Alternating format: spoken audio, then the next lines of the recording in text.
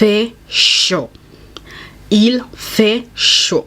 J'ai filmé 3 vidéos hier et donc j'ai décidé aujourd'hui de filmer une vidéo en catastrophe because it's about something that's been bugging me, you know.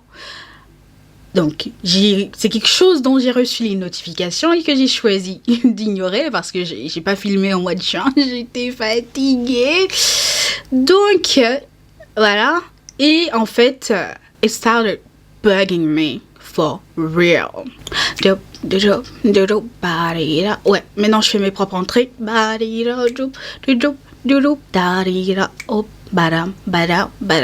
Boom. J'ai pas de rythme, ok? Ne me jugez pas. So, let's talk. Yeah, j'ai encore mes ongles de MERDE. Ne me jugez pas. Thanks. Je fais comme je peux, ok? Là, je vais vous publier une vidéo mercredi. Là, cette vidéo, elle est en bonus. Et je vous publie une vidéo samedi. Donc, don't judge me. Who are you? Like, bon, ça va, je me calme. Hein? Je me calme. Ça me rappelle la vidéo du petit qui dit à sa mère « Je vais te tuer !» Je sais même plus si c'est ce qu'il dit. T'es là, t'es derrière ton écran en mode « Calme-toi, Jacob. Ça va bien se passer. Calme-toi. » J'aurais été la daronne, moi aussi, j'aurais eu peur, franchement. Je vais t'étrangler. Je pense que c'est ce qu'il disait. Je vais t'étrangler. Si je retrouve la vidéo, je vous la mets. C'est bien de se rappeler des souvenirs. Pas comme ça que ça doit se passer? Ça doit se passer comment? Mal. Mal? Ça veut dire quoi, ça doit se passer mal? Je vais t'étrangler.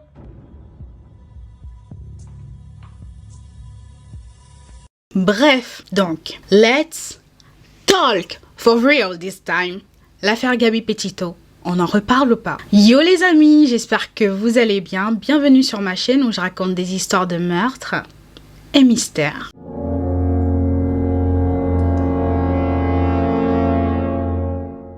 Alors comme le titre de ma vidéo l'indique et mon intro vous l'indique aussi, nous allons reparler de l'affaire Gabi Petito. Avant de commencer, je vais vous faire un petit récap de ce qui s'est passé. Si vous voulez voir ce que je raconte sur les investigations, sur comment ça s'est passé, sur la timeline, j'ai fait une vidéo précédente où je raconte un peu tout ce qui s'est passé, la timeline, etc. C'est pas ma plus longue vidéo sur cette chaîne non plus, elle dure entre 5 et 6 minutes. Donc vous pouvez aller la voir, je vais vous la mettre en barre de description, tout simplement. On va faire un petit récap de ce qui s'est passé et on va passer à la suite parce que c'est la suite qui nous intéresse aujourd'hui. Il se passe des choses assez juicy. Ouais, assez juicy. Donc, Brian et Gabi étaient fiancés et ils vivaient sous le toit de la famille de Brian. Début juillet, le couple va décider d'entamer un road trip et ils vont aménager le van de Gabi pour l'occasion.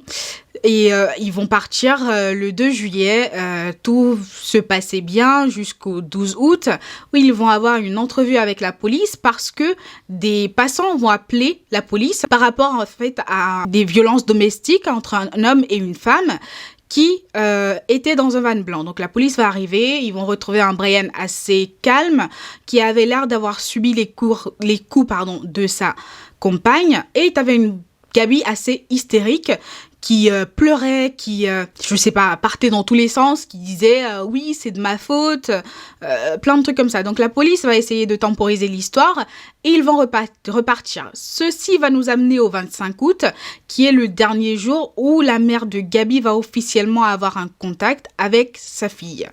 On sait que Gabi était vivante jusqu'au 27 août parce que le couple a été aperçu par des témoins dans la journée du 27 août. Ensuite, on sait que Brian a eu le téléphone de Gabi pendant 3 jours, donc avant de rentrer chez lui le 1er septembre, donc il a eu accès au téléphone de Gabi à partir du 27 août jusqu'au 30. C'est ce que la logique nous indique. Donc par déduction, on en déduit que Gabi est décédée le soir du 27 août. On sait par la suite que c'est Brian qui a assassiné Gabi, mais je vais vous raconter un peu ce qui s'est passé pendant que Brian est rentré, machin truc. Donc Brian, il rentre chez ses parents le 1er septembre avec le van de Gabi. Au préalable, avant de rentrer, il a retiré $1000 sur le compte de Gabi. Il rentre ensuite avec le van de Gabi. T'es parti avec Gabi dans son van. Tu rentres tout seul dans le van de Gabi. Il manque quelque chose à l'équation. Gabi, elle est où? Gabi. Donc, tout le monde a commencé à se poser des questions. Brian est stone. Il parle pas. C'est sans commentaire. Il parle pas. Ses parents parlent pas. Personne parle. T'as les parents de Gabi qui commencent à s'inquiéter. Ça commence à s'agiter un peu autour. Et pendant ce temps-là, la famille de Brian va décider en fait d'aller faire un camping le 6 et 7 septembre. Il y a un problème là. Ta fiancée a disparu. On essaye de la retrouver. On essaye de se demander où elle est. Et tu vas faire en fait un camping avec tes parents.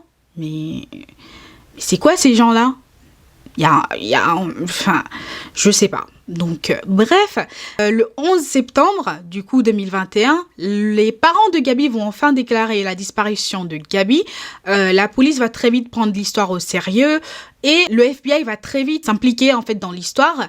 Et Brian va devenir le person of interest. Tout simplement le premier suspect, parce que c'est la dernière personne à avoir vu Gabi, c'est la personne qui était avec Gabi, enfin... La logique des choses veut que ce soit Brian le premier suspect. Donc, ils vont mettre Brian, vu que Brian ne parle pas, ils vont mettre Brian sous surveillance. Et ce qui va se passer, c'est que entre le 13 et le 16 septembre 2021, ils vont réussir à perdre Brian en le confondant avec sa mère. Ouais. Niveau nullité, ils battent tous les records, les agents du FBI. Tous les records. Sachant que pendant qu'ils surveillaient Brian et qu'ils avaient encore des visus sur Brian, quand les voisins sortaient leur poubelle et qu'ils étaient dans leur champ de vision, ils appelaient les voisins, ils leur disaient « Ah, t'es dans le champ de vision, dégage ». Et tu me dis que ces mêmes gens-là arrivent à perdre Brian en le confondant avec sa mère. Je sais pas quoi dire. Il y a un véritable problème. Mais franchement, toute cette enquête is bugging me. Je ne comprends pas. Je ne comprends pas. Donc, bref, le 17 septembre, les parents de Brian vont déclarer la disparition de Brian. Le 19 septembre 2021, les restes de Gabi seront retrouvés. Puis le 20 octobre 2021, ce sera les restes de Brian qui seront retrouvés et à côté de lui, on va retrouver un sac dans lequel il y avait un bloc-notes où il avoue avoir assassiné Gabi, tout simplement pour mettre fin à son agonie. Selon lui, Gabi aurait fait une chute en voulant se faire du mal. Voilà. Et en fait, au moment où elle fait la chute, Brian, il dit qu'elle devenait froide, qu'elle avait mal partout, qu'elle avait mal dans les oreilles, les orteils, elle avait mal dans les mains, enfin, ça n'allait pas et tout. Et en fait, pour abréger son agonie, il va l'étrangler. Et il s'excuse. Et dans sa lettre, il va préciser mes parents n'étaient pas au courant. Ça a été le premier truc fishy pour moi. Si tes parents n'étaient au courant de rien, pourquoi tu as besoin de le préciser dans ta lettre de suicide? Je trouve ça... moi, j'ai trouvé ça un peu bizarre dès le début. Donc, à partir de là, tout ce dont on va parler vont être allegedly. Ce sont des suppositions. Mais selon moi, je pense que ce n'est pas un hasard qu'on en soit arrivé là. Je pense que les parents de Gabi ont embauché un détective privé parce que tout ce qu'ils ont sorti là, I'm telling you, c'est pas de la blague. C'est pas de la blague. Donc, tout ce qu'on va dire là, à part les faits qu'on sait que Brian a commis, tout ce qu'on va dire là, c'est du allegedly. Ok? Je n'ai pas envie de me faire poursuivre en justice. Déjà, je suis étudiante, je suis fauchée. Je dépends du cross, je suis fauchée. Mes vidéos sont pas encore monétisées, je suis fauchée. Donc, je suis triplement fauchée. J'ai pas envie de me faire... comment on dit? J'ai pas envie de me faire poursuivre en justice. Parce que, franchement... ce serait demander du sel à une salière vide. Hein, franchement. Ah, non. No. Et donc, on passe à tout ce qui est allegedly supposé. Hein? Je ne veux pas me faire poursuivre en justice, je le redis. Donc, ce qui se passe aujourd'hui, c'est que les parents de Gabby Petito poursuivent en justice les parents de Brian Laundrie pour wrongful death. Wrongful death, en français, ça veut dire mort injustifiée. En fait, ça n'a aucun sens parce que, en fait, wrongful death, c'est quand, en fait, quelqu'un, que ce soit avant ou après le crime, a permis au tueur de s'en sortir, tout simplement. Donc, ils vont, là, ils poursuivent les parents de Brian en justice pour wrongful death. Donc, vous vous rappelez, on repart sur du allegedly, à part tout ce qu'on sait que Brian a fait. Tout ce que je vais vous dire à partir de là, c'est du allegedly. On sait que Brian a assassiné Gabby le 27 août 2021 et apparemment, il aurait appelé ses parents et leur aurait raconté ce qu'il avait fait à Gabby le 28 août 2021. Ce jour-là même, en raccrochant le téléphone avec leur fils, les parents de Brian vont tout de suite appeler leur avocat et ce jour-là même vont lui envoyer de l'argent pour ses futurs services. Argent qui va atterrir sur le compte de l'avocat le 2 septembre. Brian rentre ensuite le 1er septembre et vous vous rappelez, Brian ne fait aucun commentaire. Ni Brian, ni les parents de Brian ne répondaient aux appels des parents de Gabby, parce que les parents de Gabby commencent très tôt à s'inquiéter. Ils ne répondaient ni aux appels, ni aux messages des parents de Gabby. What the fuck? C'est bizarre. Ensuite, Brian et ses parents partent le 6 et le 7 septembre pour faire un camping, comme si de rien n'était. Ensuite, le 10 septembre, la maman de Brian va aller jusqu'à bloquer la maman de Gabby Petito. Elle va bloquer son numéro et elle va la bloquer sur Facebook. Mais franchement, attendez, je vais faire une petite parenthèse. Quand vous vous dites, ma fille vivait sous son toit, on a toujours eu des relations cordiales, tout s'est toujours bien passé, ma fille disparaît. Son fils, étant la dernière personne à avoir vu ma fille, éventuellement, je veux savoir où est ma fille. Cette personne, déjà pendant une dizaine de jours, ni elle, ni son mari, ni son fils, qui est quand même la dernière personne à avoir vu ma fille, ne répondent à mes appels. Mais en plus, ils ne participent pas aux recherches. Ils se tapent en fait des vacances, ils vont au camping. Mais en plus, elle te bloque ton numéro et elle te bloque sur Facebook. Il y a un problème. Comment ces gens font pour dormir la nuit? Comment ils font? Je me pose cette question. Ça n'a aucun sens. Et donc, le 11 septembre 2021, les parents de Gabby vont enfin déclarer sa disparition. La police va très vite débuter une enquête. Le FBI va très vite s'immiscer dans l'enquête. Donc, Brian sera le premier suspect. Ils vont mettre Brian sous surveillance. Et entre le 13 et le 16 septembre, ils vont réussir à perdre Brian en le confondant avec sa mère. Le 16 septembre, les parents de Gabby vont envoyer une lettre aux parents de Brian parce qu'ils n'avaient plus aucun moyen pour les contacter. Ils vont leur envoyer une lettre qui n'obtiendra jamais de réponse. Ensuite, les parents de Brian vont demander à leur avocat de faire une déclaration disant que toute demande concernant l'affaire Gabby Petito devait passer par leur avocat. Point. Ensuite, le 17 septembre, ils vont déclarer la disparition de leur fils. Le 19 septembre, on va retrouver les restes de Gabby. Et le 20 octobre 2021, on va retrouver les restes de Brian. À côté de lui, un sac dans lequel il y avait un bloc-notes où il avouait avoir assassiné Gabby, où il expliquait ce qui s'est passé. Sauf que la maman de Gabby ne croit pas à l'histoire de Brian qu'il a écrit sur ce bloc-notes. Donc, elle a mis un post récemment où elle disait que le narcissiste va essayer de changer l'histoire pour avoir raison, machin truc. You are not, si je me rappelle bien, you are not crazy. You are not crazy. Donc, je vais ensuite donner mon avis extérieur. Mon avis est qu'il y a quelque chose d'assez fishy dans cette histoire. Il y a quelque chose qui me dérange. Il y a quelque chose qui me dérange.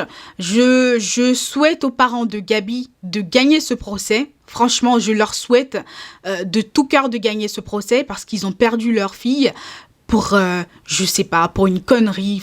Enfin, ça n'a aucun sens. Ça n'a aucun sens. Et je vais vous demander, ça c'est une petite parenthèse aussi, si jamais vous vous retrouvez dans une relation toxique, trouvez un moyen pour en sortir. L'issue des relations toxiques, c'est jamais bon. C'est jamais bon.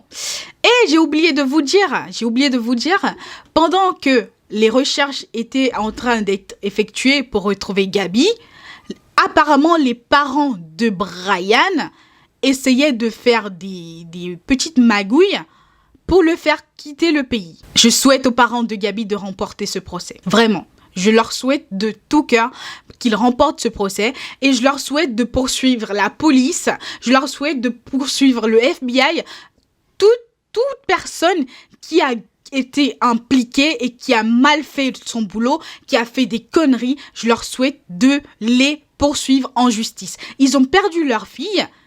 Et derrière, il y a eu une enquête de MERDE. Comment tu perds un suspect en le confondant avec sa maman? Encore si c'est une fille, ok? C'est un garçon. Tu le confonds avec sa mère. Il y a un problème. Ça va pas quelque part. Ça va pas. Donc voilà où on en est aujourd'hui. Il y a des poursuites judiciaires contre les parents de Brian. Ils ne veulent encore une fois faire aucun commentaire. Ils font leurs petites courses avec leur cabas et tout. Ils font leur petite vie. Il y a quelque chose qui va pas avec ces gens. Je ne dis pas qu'ils ont fait tout ce que j'ai cité allegedly, hein. Mais il y a quelque chose qui ne va pas. Il y a vraiment quelque chose qui ne va pas. Donc, encore une fois, souhaite aux parents de Gabi de remporter ce procès parce que leur fille est décédée pour une raison qu'on ne connaîtra, je pense, jamais. Et c'est ce qui est le plus dur, en fait. Et si je vais donner mon avis extérieur, si j'étais un parent, et si j'étais à la place des parents de Brian, et que mon enfant m'appelle et me dit « Maman, j'ai commis un crime », si la personne n'est pas décédée, je dirais à mon enfant, appelle une ambulance, ensuite va à la police, dis à la police, je suis impliquée dans tel truc, et moi, je t'envoie un avocat. Donc, tu dis plus rien, je t'envoie un avocat. Tu dis, voilà, je suis impliquée dans tel truc, ma mère m'envoie un avocat, je n'ai plus rien à dire. Si la personne est décédée malheureusement, tu appelles une ambulance, encore une fois, et tu vas à la police, déclarer que tu es impliqué dans tel truc, et je t'envoie un avocat, encore une fois. Mais je ne compte pas sur moi pour te couvrir, même si tu es la chair de ma chair. Je ne vais pas te couvrir pour un meurtre, pour un... En fait, quel que soit le crime, je ne vais pas te couvrir. Et c'est ce qu'on appelle avoir le sens moral ou la morale, tout simplement. Et je pense que certaines personnes n'en ont pas. Et je me demande comment ils font pour dormir la nuit. Ça, c'est ma question principale. Comment est-ce qu'ils font pour dormir la nuit? Je ne dis pas encore une fois que les parents de Brian ont fait tout ce que j'ai cité jusque-là. Je dis juste que s'ils l'ont vraiment fait, that's fucked up. Yes, that's really fucked up. Et donc voilà les amis, où on en est de l'affaire Gabi Petito. J'espère que ce petit update vous aura plu. Parce que j'ai vraiment bossé dessus et tout, je me suis donnée à fond, j'ai bossé dessus, j'ai lu un document qui fait ça, franchement, et je me suis donnée à fond parce que je voulais vous servir en fait ce update, parce que pour moi c'est une affaire qui n'est pas assez médiatisée, parce que du début jusqu'à la fin, cette histoire n'a aucun sens. Aucun, mais vraiment aucun. Donc voilà les amis, j'espère que cette vidéo vous aura plu. On se retrouve la prochaine fois pour une nouvelle vidéo. En attendant, je vous souhaite une bonne journée, portez-vous bien et faites de bons choix. C'est très important, faites de bons choix.